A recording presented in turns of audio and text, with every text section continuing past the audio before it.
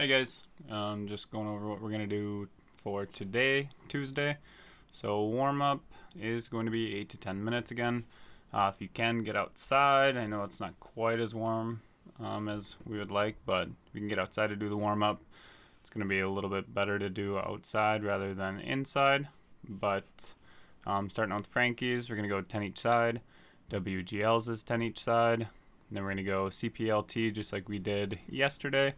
And we're going to go 5 each side. And we're going to go 10 power squats, 5 inchworms, and then we're going to get a little bit of movement in. So trying to find a spot that's about either 15 yards or I guess as far as we can.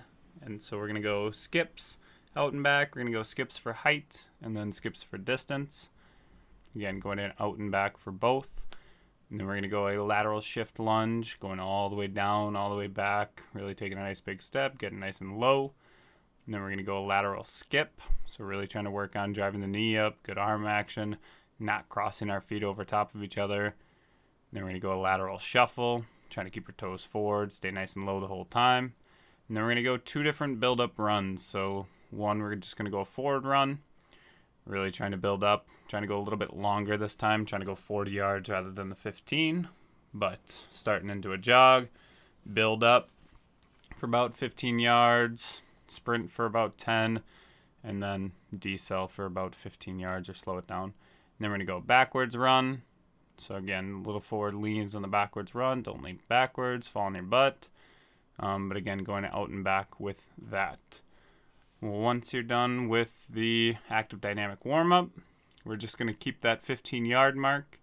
We're going to go with a little bit of body weight movement, go with 4 different animal movements, and we're just going to go 2 to 3 rounds of a little bit of movement and then follow that up with some hill sprint work.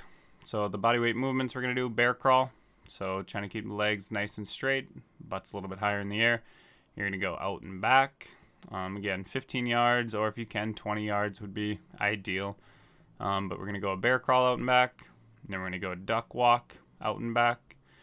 And then a primitive crawl out and back. If you wanted to go lateral, it'd be a little bit harder going laterally. You could go forwards, and then you could come backwards back. And then going a crab walk. So again, crab walk, you could go laterally if you want, or you could go forwards on the way out, backwards on the way back. And then take a little rest. And we're going to do 2 to 3 rounds just with a little movement. And then once you're done with that, we're going to follow it up again with a little hill sprint work. So the way we're going to do that, again, you're trying to find a hill that should last about 20 to 30 yards. Jack Pines Hill in town is a really good one to use. Otherwise, if you're not able to get into town and use that, try to find a hill that's in your area, I guess, that's safe and not, riddled with car traffic. But again, the hill should last about 20 to 30 yards. Starting from the bottom of the hill, just building up to a sprint all the way up the hill. The reason we're doing this is just to try to develop a little bit of force development in that acceleration phase. Really trying to keep that forward lean just like we'd want in our acceleration phase and really work on driving our knee up, pulling our toes up during that phase, which is exactly what we'd want to do if we were running on flat ground. So we're going to do 10 hill sprints, starting from the bottom every time, and we're going for speed. So that means you can take a good minute and a half. You could take 5 minutes in between each sprint if you have that much time in your day. But you're going to do 10 sprints. Everyone should be all out, max effort. But once you're done with 10, again, taking a little bit of rest in between, so it might take a while. It might take 15, 20 minutes just to do that part. Could take you 40 minutes if you really want to take a good amount of rest in between, but all out for all 10. And then once you're done with all 10, you're going to take a little bit of rest after that last one. And then we're going to do 5 reps up and down the hill just for conditioning. So you're going to sprint all the way up to the top, hurry on down. It doesn't need to be a sprint back down the hill, but trying to jog back down the hill, get back to your starting position.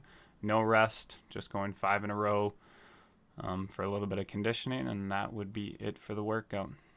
Have a good day, guys.